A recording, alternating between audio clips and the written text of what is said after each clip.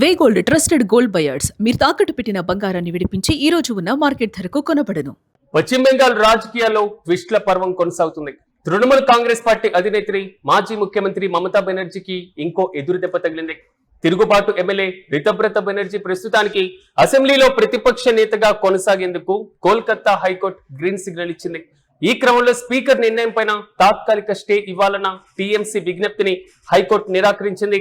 West Bengal అసెంబ్లీలో ప్రతిపక్ష హోదా విషయంలో తృణమూల్ కాంగ్రెస్ పార్టీకి బిగ్ షాక్ తగిలింది. అసెంబ్లీలో తిరుగుబాటు ఎమ్మెల్యే రితబ్రత బెనర్జీని ప్రతిపక్ష నాయకుడిగా స్పీకర్ గుర్తించడాన్ని సవాల్ చేస్తూ మమతా బెనర్జీ వర్గం దాఖలు చేసినటువంటి పిటిషన్ ను కోల్కతా హైకోర్టు తోసిపుచ్చింది. మధ్యంతర ఉత్తర్వులు ఇచ్చేందుకు కోర్టు నిరాకరించడంతో పాటుగా తిరుగుబాటు వర్గం నేత రితబ్రత బెనర్జీ ప్రతిపక్ష నేతగా కొనసాగనున్నారు. అయితే బెంగాల్ అసెంబ్లీ ఎన్నికల తర్వాత టీఎంసీలో చీలిక దేశవ్యాప్తంగా చర్చనీయాంశంగా మారింది. నాయకత్వం పైన అసంతృప్తితో 59 మంది ఎమ్మెల్యేలు రెబల్ గ్రూప్ ను ఏర్పాటు చేశారు. వాళ్లకు ప్రాతినిధ్యం వహిస్తున్నటువంటి రితబ్రత బెనర్జీ తనను తాను ప్రతిపక్ష నేతగా గుర్తించాలంటూ కూడా అసెంబ్లీ స్పీకర్ ను ఆశ్రయించారు. మెజార్టీ ఎమ్మెల్యేల మద్దతు ఉండడంతో స్పీకర్ కూడా దాన్ని ఆమోదించడం జరిగింది. అయితే ఈ నిర్ణయాన్ని సవాల్ చేస్తూ దీదీ టీఎంసీ వర్గం హైకోర్టును ఆశ్రయించింది. ఇవాళ వాదనల సందర్భంగా పార్టీ సస్పెండ్ చేసినటువంటి ఓ వ్యక్తిని ప్రతిపక్ష నేతగా ఎలా నిర్ణయిస్తారని ప్రశ్నించింది. అసెంబ్లీ లోపల ప్రతిపక్ష నేతగా గుర్తించిన స్పీకర్ రతీన్ బసు నిర్ణయం సరికాదని, ఆయన ఎలాంటి వివరణ జరపకుండానే ఆ పని చేశారని కోర్టు దృష్టికి తీసుకువెళ్లారు.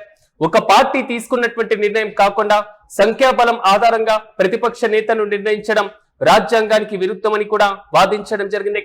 కానీ టీఎంసీ ప్రతిపాదన పెండింగ్ లో ఉండగానే మరో వ్యక్తిని, అందున సస్పెండ్ అయినటువంటి వ్యక్తిని ఎలా నిర్ణయించారని స్పీకర్ ను జస్టిస్ కృష్ణారావు వివరణ కోరారు. అయితే స్పష్టమైనటువంటి సంఖ్యాబలం ఉండడంతో స్పీకర్ ఆ నిర్ణయం తీసుకోవాల్సి వచ్చిందని అసెంబ్లీ కార్యదర్శి వివరణ ఇచ్చారు. అయితే ఆ సమయంలో టీఎంసీ తరపున అభ్యంతరాలు కూడా వ్యక్తమయ్యాయి. ఈ అంశంలో మరింత విచారణ అవసరమని తదుపరి విచారణను జస్టిస్ కృష్ణారావు జూలై 28కి వాయిదా వేశారు. స్టే విధించాలన్న పిటిషనర్ అభ్యర్థనను కూడా తోసిపుచ్చడం జరిగింది. అలాగే తదుపరి విచారణలోపు అన్ని పక్షాలు తమ అఫిడవిట్లు దాఖలు చేయాలంటూ కూడా ఆదేశించడం జరిగింది. ఈ నేపథ్యంలో స్పీకర్ నిర్ణయం ప్రస్తుతానికి అమల్లోనే కొనసాగనుంది. మమతా బెనర్జీతో సహా టీఎంసీకి సంబంధించిన కీలక నేతలంతా కూడా అసెంబ్లీ ఎన్నికల్లో ఓడిపోయారు. దీంతో సీనియర్ నేత శోభన్ దేవ్ చటర్జీని లెజిస్లేటివ్ పార్టీ నేతగా ఆమె వర్గం ప్రతిపాదించింది. ఈలోపే టీఎంసీలో ముసలం మొదలైంది.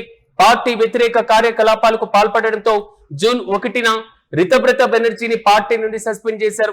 అయితే 58 మంది ఎమ్మెల్యేల మద్దతు ఉండడంతో ఆయనకి ప్రతిపక్ష గుర్తింపు దక్కింది.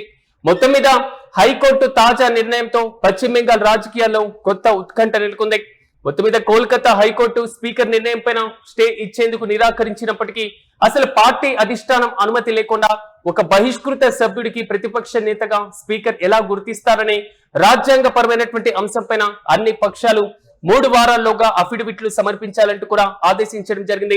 దీనిపైన కోర్టు ఇచ్చేటువంటి తుది తీర్పు బెంగాల్ రాజకీయాల్లో అత్యంత కీలకంగా మారబోతుంది.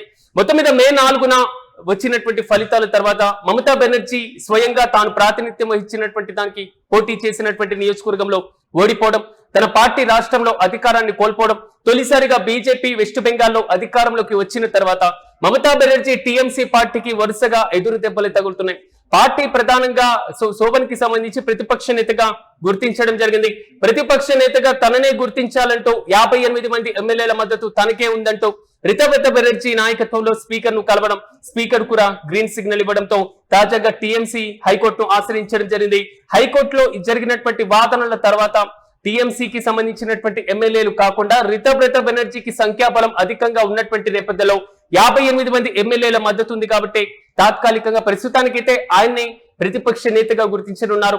నెక్స్ట్ వాదనలో అన్ని పక్షాలు ఎలాంటి అఫిడవిట్ దాఖలు చేస్తాయి అనేటువంటి క్వశ్చన్ తాజాగా ఉత్పన్నమవుతుంది. మమతా బెనర్జీ టీఎంసీకి పార్టీ మాత్రం వరుసగా ఎదురు దెబ్బలు తగులుతున్నాయి.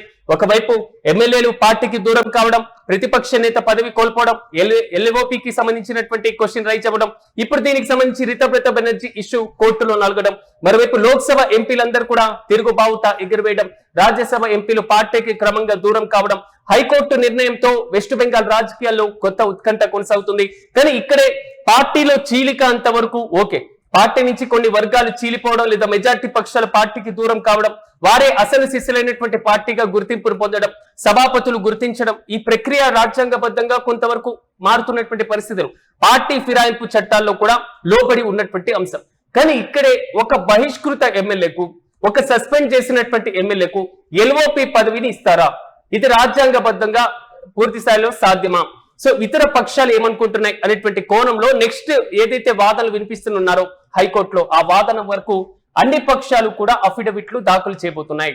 సో బహిష్కృత ఎమ్మెల్యేకు పార్టీలో పూర్తి స్థాయిలో శాసనసభలో ఎల్ఓపి పదవి సాధ్యమవుతుందా అనేటువంటి క్వశ్చన్ కూడా రైజ్ అవుతుంది. చూడాలి నెక్స్ట్ సెషన్ లో జరిగేటువంటి వాదనలో హైకోర్టు ఎలాంటి నిర్ణయం తీసుకోబోతుంది. ఇప్పుడు ఇచ్చినటువంటి తీర్పు అనుసారం రితవ్రత బెనర్జీనే ఎల్ఓపిగా కొనసాగించనున్నారా? ఎంపీలు, లోక్సభ, రాజ్యసభ ఎంపీలు, తాజాగా ఎమ్మెల్యేలు పార్టీ దూరం కావడంతో టీఎంసీ నెక్స్ట్ స్టెప్ ఏ విధంగా ఉండేటువంటి అవకాశం కనబడుతుంది. హైకోర్టు నిర్ణయంతో మాత్రం వెస్ట్ బెంగాల్ రాజకీయాలు ఒక కొత్త ఊపును, మరి ముఖ్యంగా కొత్త ఉత్కంఠకు వేదికగా మారుతున్నాయి.